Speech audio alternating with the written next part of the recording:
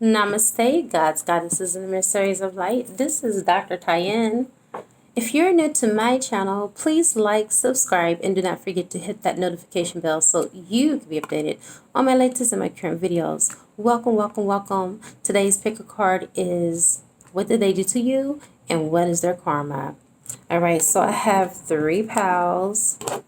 I have pal number 1, which is the soul card.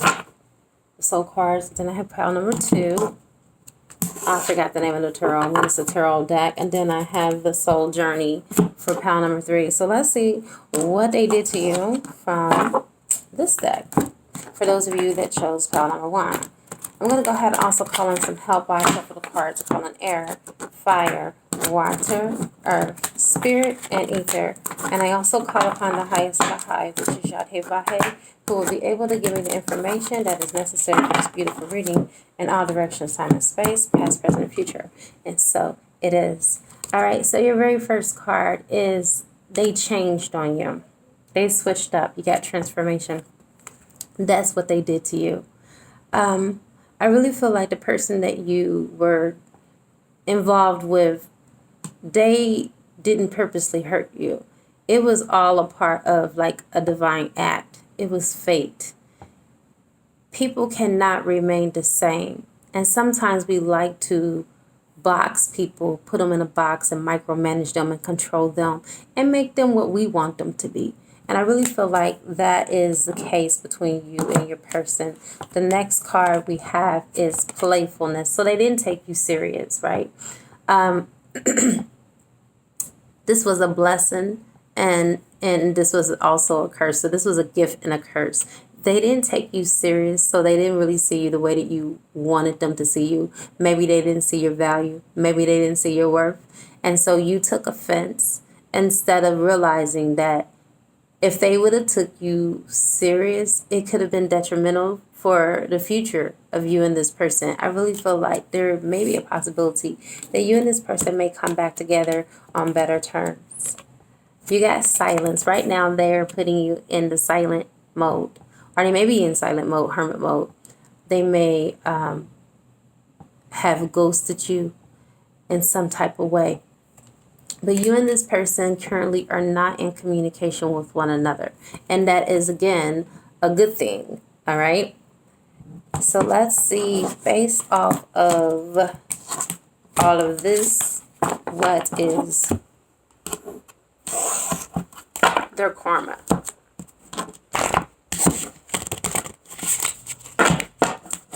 All right, so their karma is that they're still thinking about you. They're still clinging on to you. They're still obsessed with you. They cannot get you out of their head. That was their karma. They thought that they could walk away from this easy peasy, right?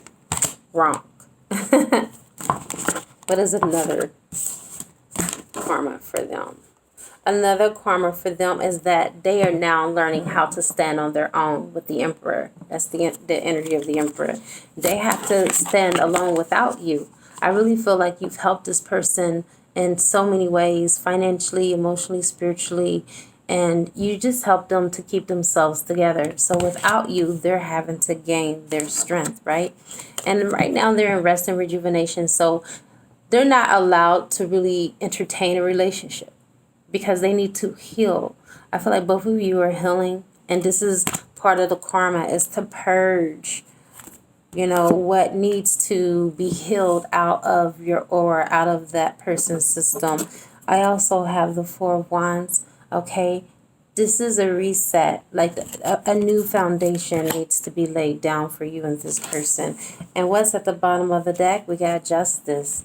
So if this person harmed you, whether it was unintentional or whether it was intentional, they're still going to reap what they sow.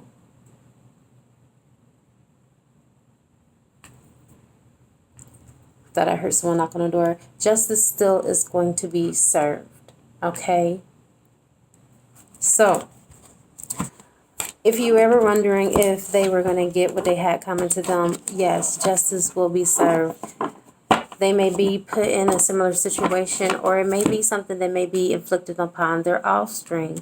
That's the reason why generational curses start. It doesn't necessarily mean that someone has put voodoo on your family. It could be someone has made a bad decision or a trail of bad decisions in your family, and they have not done anything to change or to turn that around, and it has been passed on, to their children because of that. That's how generational curses happen. And the outcome, let's see the outcome. What is this person's outcome? Let's remove you from the equation. What is this person's outcome? So at the bottom of the deck, we got indecision, confused, needing to gain clarity of why things are happening the way that they have happened, why they've transpired the way they've transpired. Abundance. We have abundance. This person actually is limited. They're going to be in need of money. They're going to be in need of abundance in all areas of their life, because I feel like they've taken from you, and this is something that's going to cause them grief.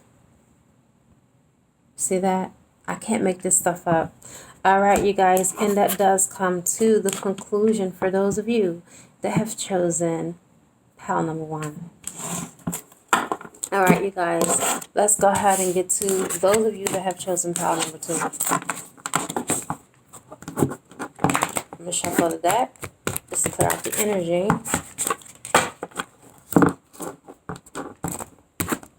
All right, for those of you that have chosen pile number 2, what in the heck is their karma?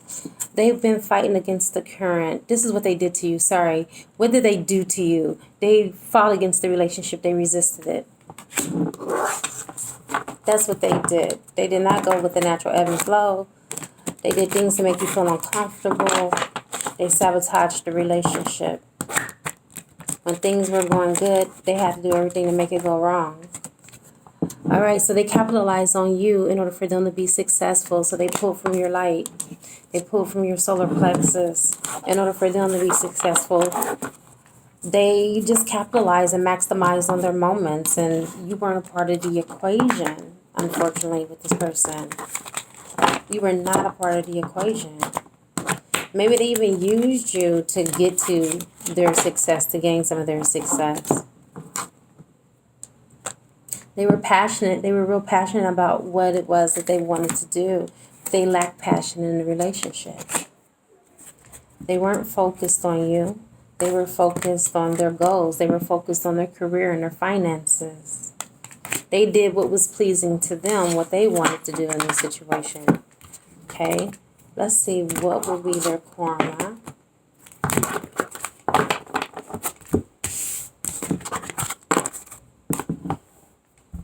I'm just saying, they did what they felt like they had to do for them. And they threw you up under the bus. Left you out in the cold. Alright, so what is their karma? They're still left in the dark. A lot of things have not been revealed to them, have not been opened. They've been disconnected from their intuition because they have not been listening. Intuition is like a muscle, right? It needs to be exercised. If you don't use it, what do? You lose it. All right. They have been having drama in their life with the 5 of Wands. A lot of battles, a lot of inner and outer battles, battling their own demons, battling relationships that have been mirroring their energy. So they've been drawing people into their life that haven't been as successful, haven't been, successful in relationships because of the inner conflict. Then we have third party. All right. So their karma is they've been put in third party relationships. They did what's happening to them is what they've done to you. Okay. So they're kind of stuck in the hangman position. They're in between being awakened and being asleep. That's their karma. They have to sleep a little bit longer because they need to learn how to work on their shadow side. They need to learn how to awaken and awaken to truth. They've been fighting up against it. But with the hangman, it does mean that they are seeing things. They are, awakening. which is a good thing, but this again is all a part of the karma. Karma could be good, karma can be bad, you guys. Doesn't necessarily have to be all bad. This is a good thing. This is a good thing that they're weeping, and that is their awakening. That is what you have inflicted in this person. This is what the universe has inflicted upon this person. And the outcome.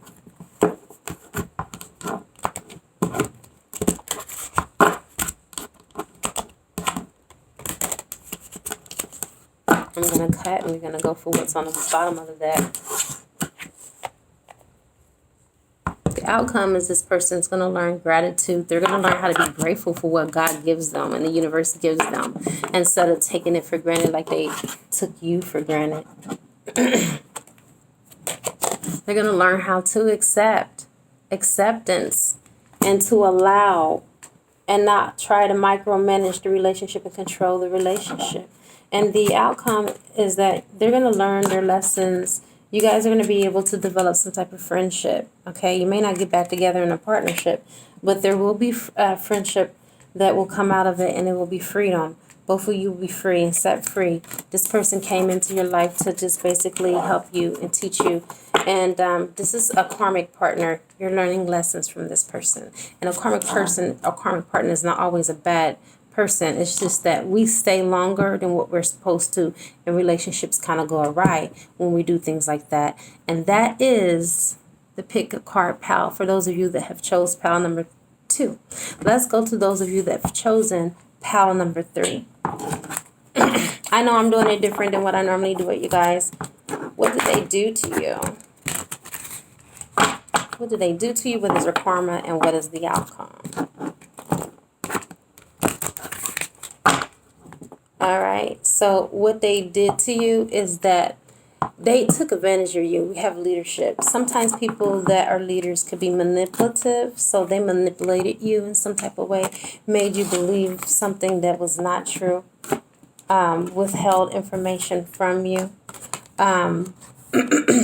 They could have killed your dreams with inspiration. Instead of, I feel with these cards, is the opposite of what some of these cards are saying. So if they did inspire you, it was probably to inspire you to leave and to move away from the relationship and to surrender, because they had to learn how to surrender, because they were too much in the devil energy, too much wanting to take control, too much of egotism is what I'm feeling with this person. And then you have beauty. They did not see your worth. They did not see what you brought to the table, because they were full of themselves. They were in admiration of themselves. They admired themselves. So it was hard for them to see who you were in the relationship. And let's go ahead and go to their karma.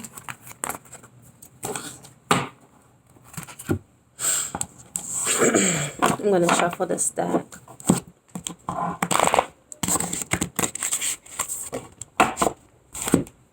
So we got the 9 of Swords, them up all night thinking about you, them in pain and agony, regret, remorse for what they've done.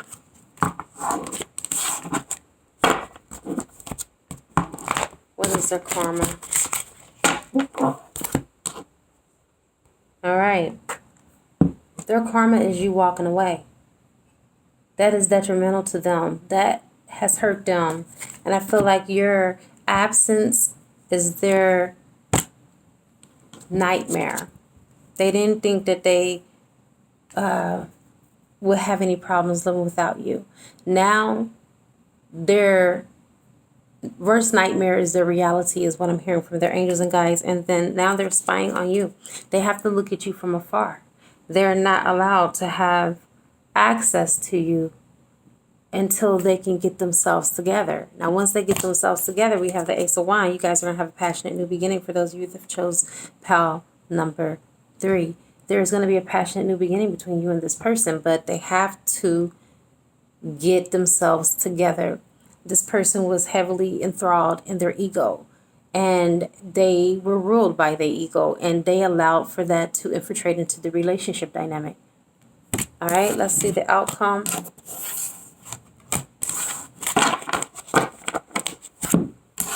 The outcome will be They have learned discipline, self-discipline. I feel like this person is learning how to think before they speak and respond and not react. You were dealing with someone who was so success-driven that they went about it the wrong way. Now that they have self-discipline, now that they have learned from the mistakes of their past, now they're going to be successful. Okay, look, I told you they regretted it. That is the outcome. They are regretting what they've done. Okay, but in their regret, they're going to have the courage to step to you and be able to be like, look, I messed up and I messed up real bad. And I really feel like they're going to come in a very funny way because you got humor. There's going to be laughter. They're going to be like, I was really tripping. And they're going to give you some examples, and both of you are going to, find that it was very funny. You're going to be, you're going to find it relatable. Like it relates to a certain situation, and they're going to explain, the reason why I did this was because da da da da da da. And you're going to be like, oh my God, like, you know what? At that point in time when we did all of that, we were both tripping. I was tripping too. And so you guys are going to come back together, and humor is what's going to bring the two of you back together. So out of all of the pals, only one pick a card where there's actually going to be union out of, the lessons that were learned. The other people I feel like were your soulmates, and then the second pal I feel like it was a karmic soulmate or a lower level soulmate. So these lessons were meant to happen to move you in a position to where you can open up for your higher level soulmate or someone that is a divine selection. All right, I have come to the conclusion of this beautiful pick a card reading. Thank you so much for chiming in. If you haven't already migrated to my School of the Gifted channel, it is that way. School of the Gifted with a black box and a blue flower with SOG written in the middle. Thank you so much for your love and your support. It is a good karma to like, share, comment, subscribe. Leave a love donation if you feel inclined to, or you can purchase a gift from my wish list on Amazon, and it will appear in the channel. I now wrap you in my love, and I cloak you with the light of Christ consciousness. And so it is, everyone. Namaste.